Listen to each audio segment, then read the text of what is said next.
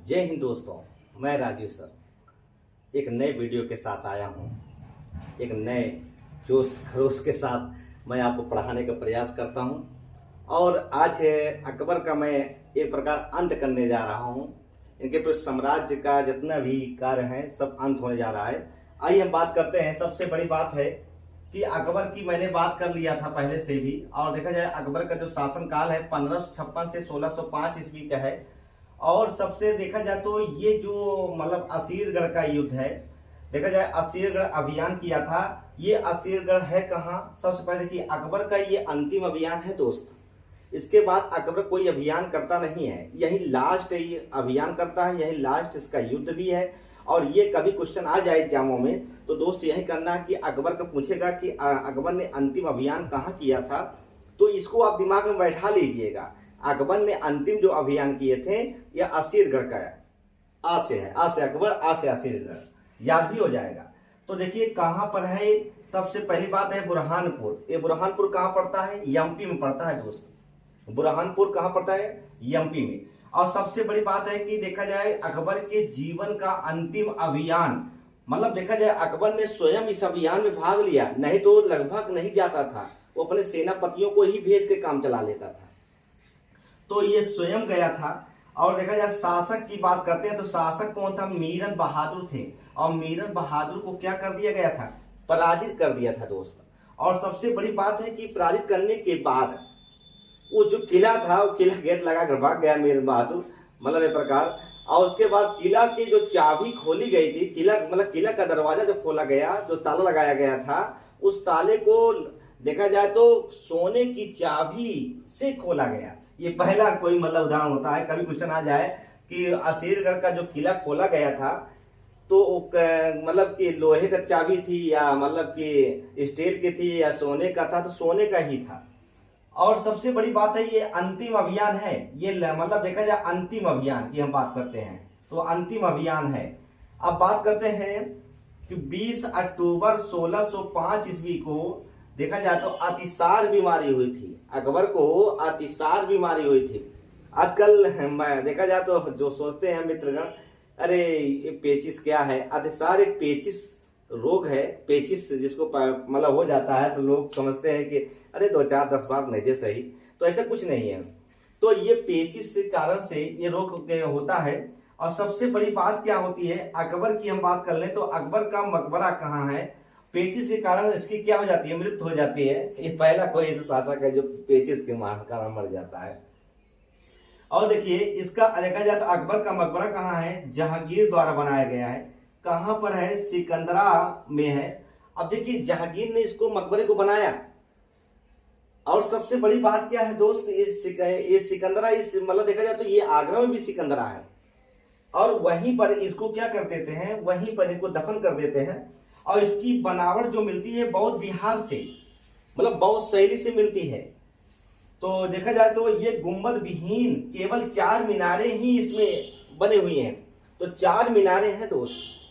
और देखा जाए तो ये अंतिम घटनाएं की हम बात कर रहे हैं। अब इसके बाद अकबर की और बात कर लेते हैं।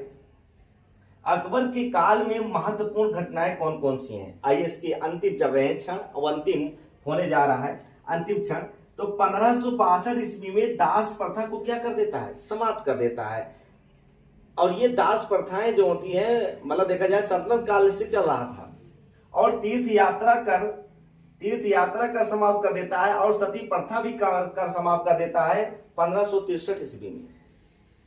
1563 ईस्वी में तीर्थ यात्रा कर समाप्त और सती प्रथा समाप्त। और 1564 ईस्वी में जजिया कर को क्या कर देता है? समाप्त कर देता है। और देखा जाए तो औरंगजेब अगर कभी क्वेश्चन पूछ ले कि बताइए जजिया कर को समाप्त करने वाला और लागू कौन किया? मोहम्मद बिन कासिम लागू किया। ये कब किया था? 712 ईस्वी में।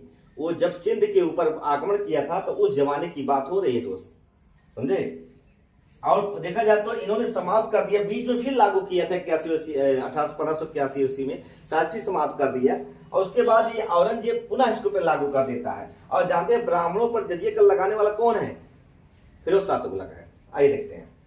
1571 ईस्वी में फतेहपुर सिकंदरी, जानते हैं सिकरी, की स्थापना दी। देखिए फतेहपुर सीकरी की स्थापना की कब की? 1571 ईस्वी में। और हम बात कर लेते हैं दोस्त, आइए देखते हैं मित्र, 1574 ईस्वी में गुप्तचर विभाग की स्थापना कर दी। अब इनके यहाँ सोचा कि देखिए गुप्त सूचनाएं हमको मिलनी चाहिए हर समय। भाई राजा का मतलब क्या होता है, अगर गुप्त सूचनाएं न मिले तो कैसे जानकारी होगी हमारे ऊपर कोई आक्रमण कर रहा है, कोई नहीं कर रहा है। और दूसरी बात, 1574 में घोड़े दागने अहुलिया रखने की प्रथा भी चालू कर दी। घोड़े को दागना, अहुलिया प्रथा, ये सारी चीज चालू कर दी। और 1575 ईस्वी में मनसबदारी की व्यवस्था कर दिया।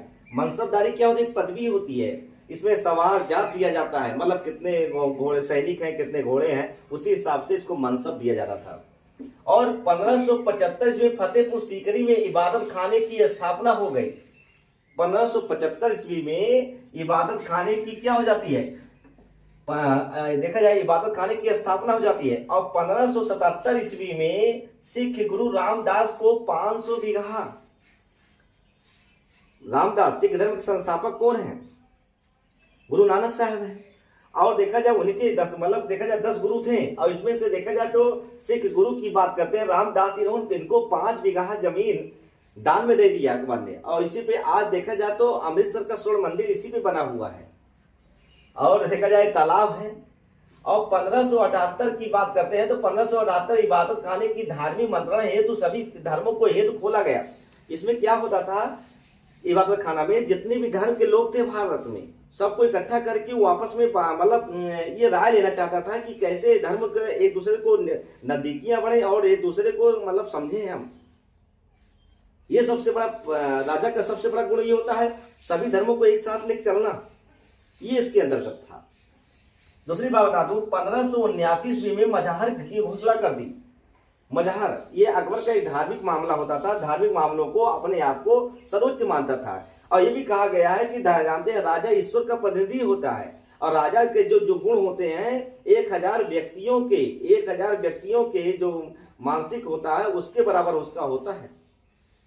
अब आप समझ सकते हैं कि ईश्वर का गुण होता है। और देखिए 1580 ईस्वी में जाते हैं, देखो जाए तो साम्राज्य को 12 सूबों में विभाजित कर दिया। 12 सूबों का मतलब क्या होता है? 12 राज्यों में, राज्य कह लो चाहे प्रांत कर लो, बात एक ही होती है। तो प्रांत देखिए राज्यों और प्रांतों में क्या कर देता है? विभाजित कर देता है। और देखिए 1582 ईस्वी में इबादत खाने पर क्या कर देता है? जहां पर बहस होती धार्मिक मामलों में उसको रोक लगा दिया। कहा नहीं बिल्कुल बंद करो, इसमें मामला कोई गड़बड़ हो जा रहा है, तो बंद कर दिया इसे। और 1582 ईस्वी में एक नवीन धर्म दीन इलाही की घोषणा कर देता है, नया धर्म चला देता है। और एक चीज बता दूं आपको, जब नया धर्म चलाता है दीन इलाही धर्म, तो इसमें सबसे पहले भारतीय कौन अपनाता है? बीरबल है, महेश दास, जो इसके नवरत्नों में शामिल था। इन्होंने क्या किया? इन्होंने देखा जाए तो पहली बार दीन इलाही धर्म को स्वीकार कर लिया। कभी क्वेश्चन आ जाए तो दीन इलाही धर्म को स्वीकार करने वाला पहला भारतीय कौन है? तो बीरबल है, महेश दास जी है। और देखिए 1883 में इलाही संवत नामक एक नया कैलेंडर जारी कर दिया। शक समझ जिसे कहा जाता है, वैसे देखा जाए तो इलाही संवत द्वारा 1583 में मतलब इन्होंने जारी कर दिया। ये सबसे बड़ी खासियत होती है। और 1583 में पशुधन पर रोक लगा दिया। जो पशुधन मतलब देखा जाए तो कभी कभी क्या होता है, पशुओं की हत्या पर इन्होंने क्या कर दिया? रोक लगा दिया। और देखिए BIC की स्थापना अकबर के शासनकाल में ही पड़ी। 1600 ईस्वी में BIC British east India company की स्थापना हो गई थी। और दोस्त एक क्यों बता दूं, राजा देखा जाए अकबर के दरबार में नवरत्न भी रहते थे। और नवरत्न की बात कर ले तो पहला देखिए राजा टोडरमल क्या थे? टोडरमल तो आपको बता दूं कि ये शेरशाह सूरी के दरबार में भी रहता था, और ये राजस्व विभाग देखता था, और इनके यहाँ भी दरबार में आ गया और ये राजस्व विभाग देखने लगा। फैजी की बात करते हैं, जरा ध्यान दीजिएगा। ये फैजी जहां तक सवाल है कि ये कवि थे और ये भी यहाँ पर आकर नवरत्न में शामिल थे। तानसेन की बात कर ले, ये सुर मिलाते थे, 7 सुरों को बहुत बढ़िया से संगीत का सुर लय ताल मिलाकर बढ़िया से राजा को मुक्त कर देता था। मानसिंह एक महान सेनापति था और इसको भी नवरत्न में शामिल कर दिया। नवरत्न में शामिल थे अबुल फजल, ये देखा जाए तो फैजी के जहां तक देखा, अबुल फजल ये भाई हैं किसके? फैजी के, दोनों एक साथ है, मतलब ये नवरत्न में शामिल थे। और बता दूं हकीम हुकाम, ये बहुत बढ़िया नाम है, ये भी नवरत्न में थे। इनका काम क्या होता था? खाना बनाने का। खाना बनाने बड़े माहिर खिलाड़ी थे। जहाँ जो बनवाइए, जहाँ दल्ला मल्ला जहाँ जो बनवाओ।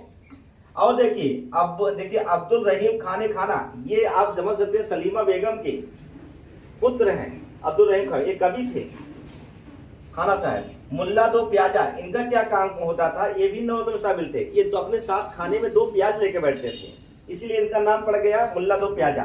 बीरबल की बात कर ले तो यही माहिर दास है। ये हाजी जवाबी हमेशा राजा से उलझा रहता था, हमेशा राजा से मतलब हमेशा उलझा रहता था। और रही बात यह, अकबर ने क्या क्या काम किया? इलाहाबाद का किला का भी निर्माण इन्होंने किया था, ये भी ध्यान दो। आगरा का किला भी निर्माण इन्होंने किया था। फतेहपुर सीकरी का निर्माण इन्होंने अकबर ने किया था। तो कहीं ना कहीं देखा जाए इन्होंने काफी चीजें निर्माण किया है। और दोस्त, ये कैसा लगा वीडियो? अगर अच्छा लगा हो तो लाइक और सब्सक्राइब जरूर करिएगा और अपने दोस्तों को शेयर करिएगा। बहुत बहुत नमस्कार जी।